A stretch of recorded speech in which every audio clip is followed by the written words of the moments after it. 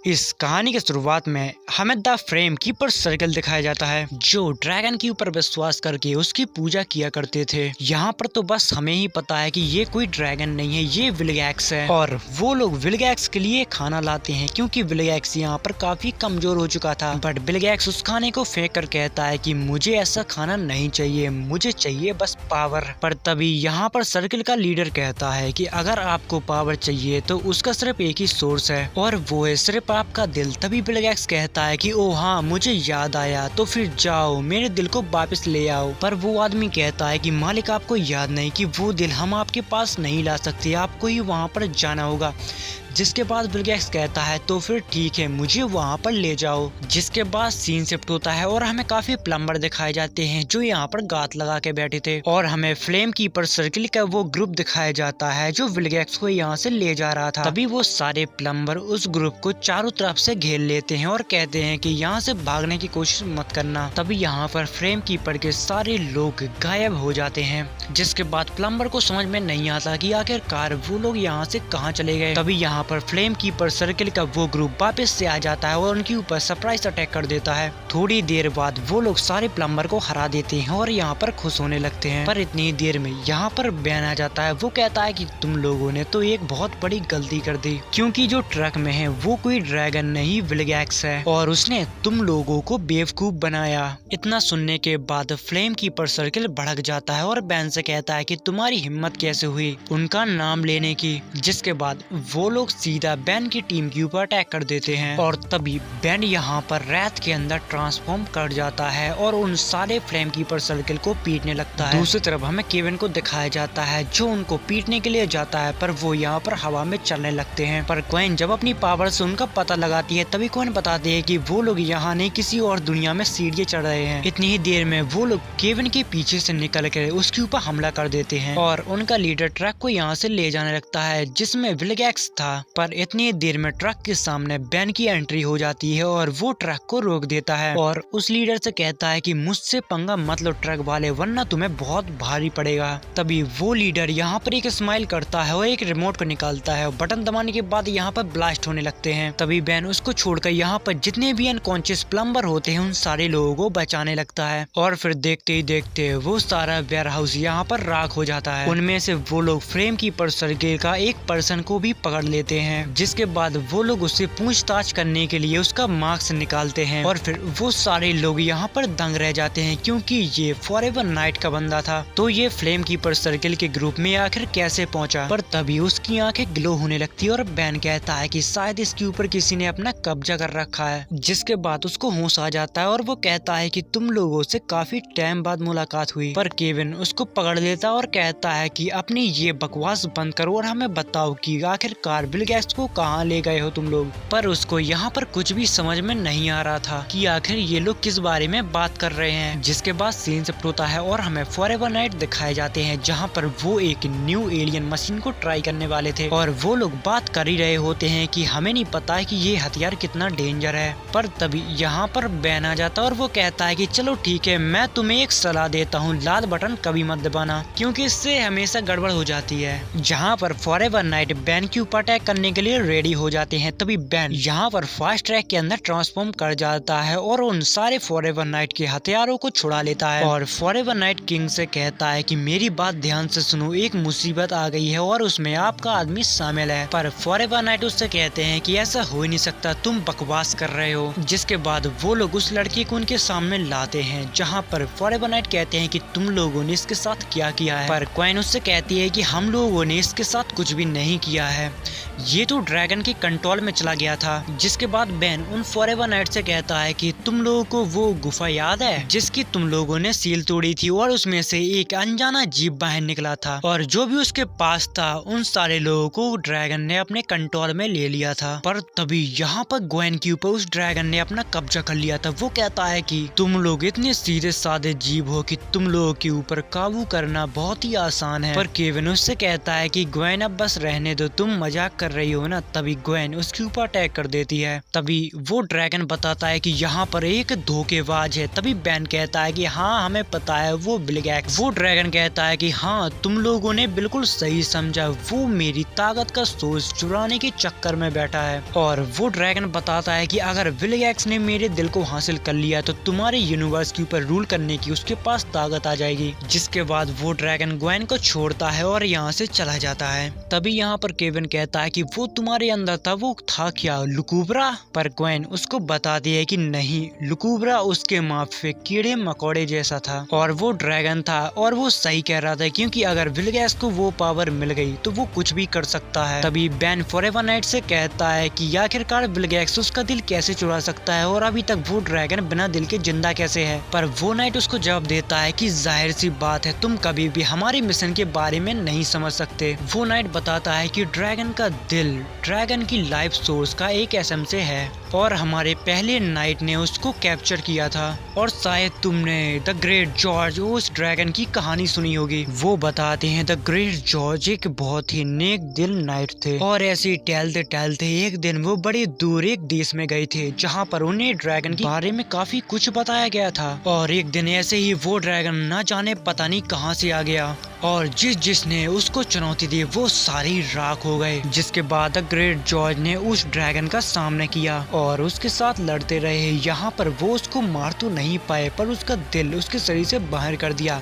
जिससे वो बहुत कमजोर हो गया था। जिसके बाद जॉर्ज ने उसको एक गड्ढे में डाल दिया जहाँ से वो बाहर आया था और उसको सील से बंद कर दिया। जिसके बाद सीन शिफ्ट होता है और हमें प्रेजेंट टाइमलाइन का सीन दिखाया जाता है जहाँ पर बेन कहता है कि हमें उस दिल को विलगैक्स के हाथ हरगिज नहीं लगने देना है। पर वो नाइट का किंग कहता है कि ऐसा कहना बहुत आसान है क्योंकि अभी हमें पता नहीं कि वो कहाँ पर है। पर बेन उनसे कहता है कि हम इस बारे में जॉर्ज से भी पूछ सकते हैं क्योंकि उनको पता है ना कि वो कहाँ पर है। जहाँ पर वो नाइट कहता है फर्स्ट नाइट काफी दिनों से गायब है पर हम लोग नहीं जानते कि वो कहाँ पर गए हैं। और फिर सीन शिफ्ट होता है जहाँ पर फॉरएवर नाइट बेन की टीम को जॉर्ज के रूम में ले आते हैं। वो लोग बताते हैं कि जॉर्ज अपने रूम में ये लिखते रहते हैं, पता नहीं क्या है ये। जिसके बाद ग्वेन उस मैथ लैंग्वेज को पढ़ने लगती है और पता लगा लेती है कि वो आखिर कहाँ गए हैं। जब उनको जगह का पता चल जाता है जिसके बाद वो नाइट उनके ऊपर अटैक करके उनको अनकॉन्शियस करके यहाँ से चले जाते हैं। और फिर वो लोग द ग्रेट जॉर्ज के पास पहुँच जाते हैं जहाँ पर जॉर्ज कहता है कि तुम लोग आखिरकार यहाँ पर कैसे आ गए और अगर आ ही गए हो तो फिर चलो हमें उस ड्रैगन का दिल को तबाह करना पड़ेगा। जिसके बाद वो लोग उस मंदिर की तरफ निकल जाते हैं। तभी हमें यहाँ पर वही लड़का दिखाया जाता है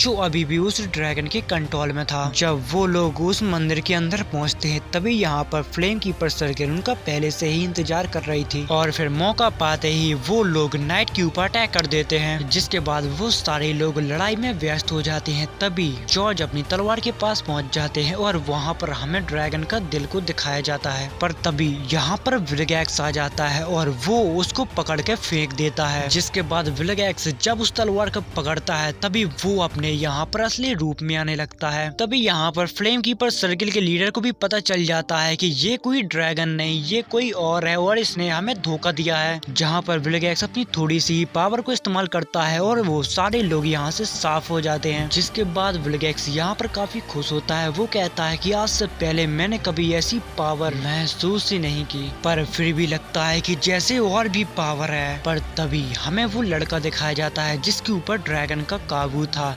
वो कहता है कि हाँ और भी है, पर तुम्हें उसे पाने के लिए इस सील को तोड़ना पड़ेगा। जिसके बाद विलगैक्स उस सील को तोड़ने के लिए तैयार हो जाता है। जिसके बाद सीन शिफ्ट होता है और हमें बेन की टीम दिखाई जाती है जहाँ पर वो लोग काफी परेशान थे क्योंकि ग्वेन के दिमाग में अभी भी वो चीज काफी परेशान कर रही थी और मुझे पपेट की तरह इस्तेमाल किया, जहाँ पर मैंने उसे एक भी बार रोकने की कोशिश भी नहीं की। पर बेन उसको समझाता है कि इस बात को छोड़ो, इसमें तुम्हारी कोई भी गलती नहीं है। इतनी देर में ग्वेन का फिर से सिर दर्द देने लगता है और वो बताती है कि मुझे दिख रहा है कि विलगैक्स उस सील को तोड़ रहा है और हमें उसको रोकना पड़ेगा। और विलगैक्स अब बहुत पावरफुल हो चुका है क्योंकि उसने एक ही बार में सारे लोगों को हरा दिया। पर केविन कहता है कि अगर तुम जिस जगह पे बता रही हो वहाँ पर हम लोग जाएं तब भी 1 घंटा लगेगा। पर बेन उससे कहता है कि हमारे पास ज्यादा टाइम नहीं है। ग्वेन अगर तुम हम सबको टेलीपोर्ट कर सकती हो तो कर दो क्योंकि हम लोग अब वक्त बर्बाद नहीं कर सकते हैं। पर यहाँ पर ग्वेन काफी कमजोर होती है पर फिर भी वो उन लोगों को टेलीपोर्ट कर देती है। दूसरी तरफ हमें विलगैक्स को दिखाया जाता है जो उसी सील को तोड़ने में लगा हुआ था। इतनी ही देर में यहाँ पर बैन की टीम आ जाती है और यहाँ पर ग्वेन को दिखाया जाता है जिसकी हालत पूरी खराब हो चुकी थी। जिसके बाद बैन विलगैक्स के पास जाता है और उसे समझाता है कि तुम्हें पता नहीं कि तुम क्या कर रहे हो, इसका अंजाम बहुत ही बुरा होगा। पर विलगैक्स उसकी बात को सुन ही नहीं रहा था। तभी बैन यहाँ पर ट्रांसफॉर्म कर जाता है, पर तभी विलगैक्स एक ही बार के साथ उन दोनों को घायल कर देता है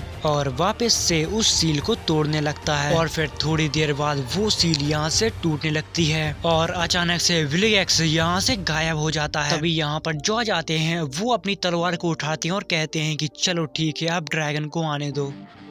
जिसके बाद वो तलवार उनकी जवानी और ताकत को वापस लौटा देती है। अब वो ड्रैगन को मारने के लिए तैयार हो जाते हैं। यहाँ पर बैन की टीम काफी हैरान होती है। वो कहती है कि आप सच में जवान हो गए। तभी जॉर्ज उनसे कहते हैं कि मेरे सामने झुक जाओ, मेरा ये हुक्म है। तभी केविन उसको साफ साफ मना कर देता और कहता है कि ऐसा तो तुम भूल ही जाओ। तभी जॉर्ज यहाँ पर अपनी तलवार निकालने लगते हैं और बैन उनसे कहता है कि आपको अपनी तलवार नीचे करनी होगी। बट जॉर्ज उनसे कहते हैं कि ऐसा मैं क्यों करूँगा मिस्टर टेनिसन, ये तलवार मेरी है और मैं इसके साथ कुछ भी कर सकता हूँ। इतनी देर में यहाँ पर एज़मत आ जाता है। वो कहता है कि नहीं जॉर्ज, वो तलवार मेरी है। तभी बैन यहाँ पर एज़मत से पूछता है क्या ये सच में आपकी तलवार है। वो कहता है कि हाँ, आज से मैंने हजारों साल पहले ओमनिट्रिक्स से भी पहले इसको बनाया था। पर जॉर्ज यहाँ पर एज़मत से कहता है कि मैं अभी तुम्हारे साथ बहस नहीं कर सकता, मॉन्स्टर अभी अंदर छुपा हुआ है और मुझे उसके साथ लड़ना है। जिसके बाद वो उस शील्ड के अंदर चले जाते हैं। जब वो अंदर जाते हैं तो उनको वहाँ पर कुछ भी नहीं दिखता और फिर थोड़ी देर बाद वो वापिस से बाहर निकल आते हैं। वो उनको बताते हैं कि वो मॉन्स्टर वहाँ पर नहीं है। लगता है कि शील्ड टूटने के बाद वो कभी भी अपने डायमेंशन में आ जा सकता है। तभी एज़मत उससे कहता है कि फिर तो ये बहुत बड़ी बेवकूफ़ी है, तुम मुझे वापस से वो तलवार लौटा दो। पर जॉर्ज यहाँ पर तलवार देने से मना कर देते हैं। वो कहते हैं जब तक डाइगन जिंदा है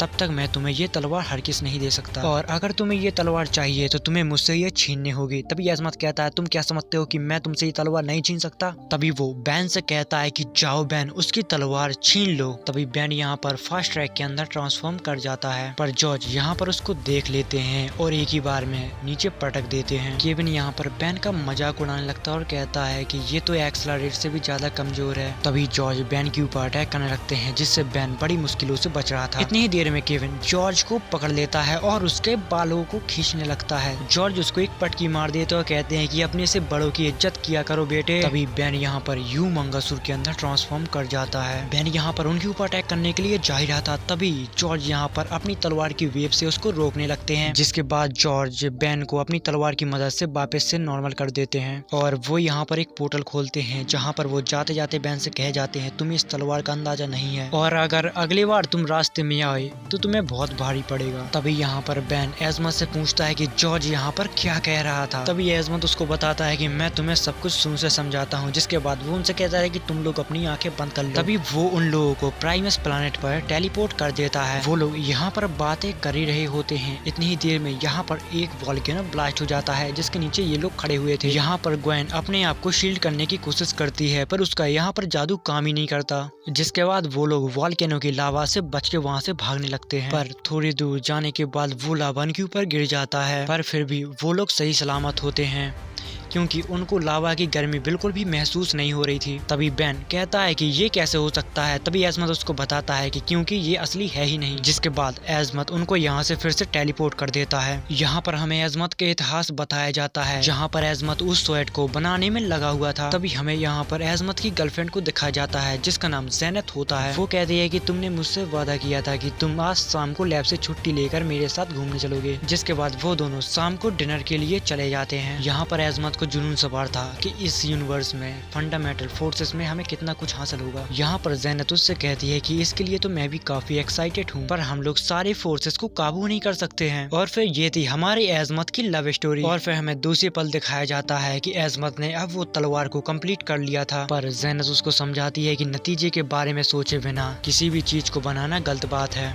यहाँ पर एज़मत उससे कहता है कि मैं कभी भी नतीजे के बारे में नहीं सोचता, जो अभी है बस उसके बारे में सोचता हूँ। तभी बैन वो होलोग्राम देख रहा था और कहता है कि हाँ ये बात तो बिल्कुल सही है। तभी एजमत उसके ऊपर गुस्सा हो जाता है और कहता है कि नहीं ये बात बिल्कुल भी सही नहीं है। जिसके बाद अगले ही सीन में हमें दिखाया जाता है कि एजमत ने अब उस शॉट को पूरा कंप्लीट कर लिया है। वो उस दिन बहुत खुश होता है और ज़ैनत को दिखाने के लिए जाता है, पर जब वो ज़ैनत को ढूंढता है तब उसको पता लगता है कि ज़ैनत तो अब उसको छोड़कर चली गई है। तभी क्वेन बताती है कि जिसके बाद वो कभी भी लौट कर नहीं आई और आज से हजारों साल पहले मेरी नजर में एक ग्रह आया जो अपनी जंग से बेहाल था। वहाँ के लोग बस आपस में लड़ते रहते हैं, उसके वजह से वो पूरा ग्रह तबाह हो चुका था। पर वहाँ के एक वॉरियर को मेरी तलवार के बारे में पता चला और उसने मेरी तलवार चुरा ली। उसने सोचा कि उस तलवार से वो वापस सब कुछ ठीक कर देगा, पर उसका नतीजा बहुत बुरा निकला और वो पूरा ग्रह तबाह हो गया। जिसके बाद एजमत को अपने किए हुए पे पछतावा आता है। वो कहता है कि ये मैंने कैसी चीज बना दी। तभी केविन उससे पूछता है ये तो फिर वो तलवार जॉर्ज के पास पहुंची कैसे? पर एजमत उसको बताता है कि वो मैंने दी थी क्योंकि मैं एक बार ऐसे टहल रहा था और एक अनजान प्लानेट पे पहुंच गया था और ये प्लानेट पृथ्वी था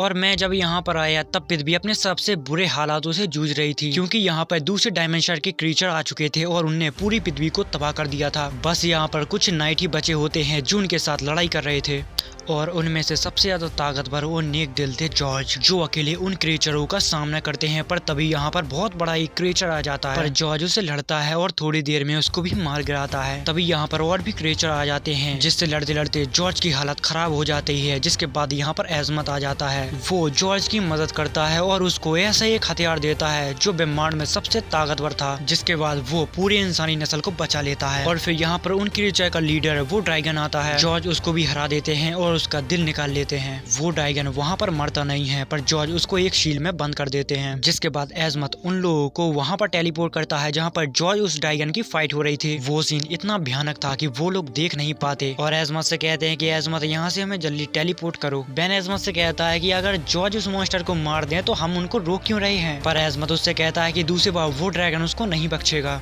और अगर हमने जॉर्ज को नहीं रोका तो शायद ही तुम्हारी दुनिया में मलबा के अलावा कुछ बचेगा। पर बेन कहता है कि हमें नहीं पता कि जॉर्ज कहाँ पर गया है और हम उसको ढूंढेंगे कैसे। तभी केविन के पास जॉर्ज का एक बाल होता है। वो कहता है कि हम इससे उसका पता लगा सकते हैं। तभी क्वेन अपना मैजिक को इस्तेमाल करती है और उसका पता लगा लेती है। वो बताती है कि वो एरिया 51 में है। जिसके बाद हमें वहाँ पर नाइट दिखाए जाते हैं जो एरिया 51 में निगरानी रख रहे थे। इतनी ही देर में वहाँ पर बेन की टीम पहुँच जाती है। तभी केविन और क्वेन उन नाइट के साथ फाइट करने लगते हैं। दूसरी तरफ हमें बेन को दिखाया जाता है जो जॉर्ज के पास पहुंच चुका था। यहाँ पर जॉर्ज कहता है कि मैं जानता था कि बेन टेनिसन तुम मुझे ढूंढ ही लोगे और तुम्हें यहाँ पर क्या लगता है कि तुम मुझे हरा दोगे? तुमने तो अभी अपनी पूरी एक जिंदगी भी नहीं जी है। और फिर तभी बेन यहाँ पर ह्यूमंगासुर के अंदर ट्रांसफॉर्म कर जाता है। जिसके बाद वो अपनी अल्टीमेट फॉर्म के अंदर आ जाता है। तभी जॉर्ज बेन से कहते हैं कि अरे तुम तो काफी बड़े हो गए, पर मैंने तुमसे भी बड़े बड़े लोगों को मारा है। तभी वो अपनी स्वेट से ह्यूमंगासुर के ऊपर अटैक करते हैं, पर ह्यूमंगासुर को इससे थोड़ा भी फर्क नहीं पड़ता। बेन यहाँ पर जमीन में एक पंच मारता है जिससे